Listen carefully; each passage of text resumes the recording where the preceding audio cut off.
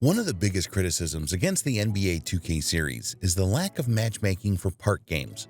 For those of you that don't know, NBA 2K has a social space called the neighborhood, and it's essentially all the bad elements you can have from a social space without any of the good elements. The worst element of the neighborhood is the fact that you have to wait for your turn if every court in the park is taken, which can take 15 to 30 minutes until you can finally play a game.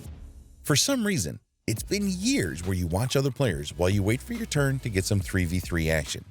That problem could be solved easily with a matchmaking queue that you can see in every online game except for NBA 2K, which we assume makes no effort to add a matchmaking queue so they can slow down your grind and make you more inclined to buy their virtual currency so you can upgrade your player.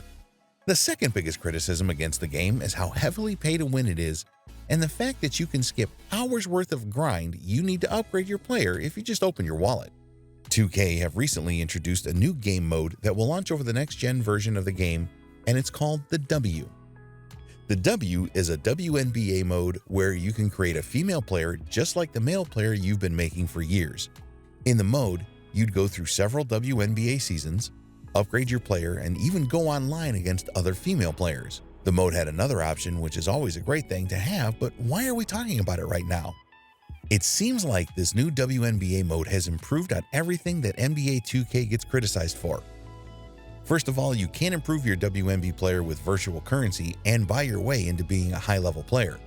You actually need to play the game and actively use the skills to level it up. Take, for example, your driving layup, which will level up when you're actually performing layups or with the points you would earn at the end of each game. And unlike VC, it seems that you can't buy these points.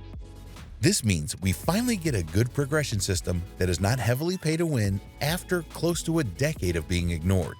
The next thing that you should pay attention to is that the online 3v3 mode for your female player would actually include a matchmaking queue instead of waiting like an idiot around the park, and this raises one question.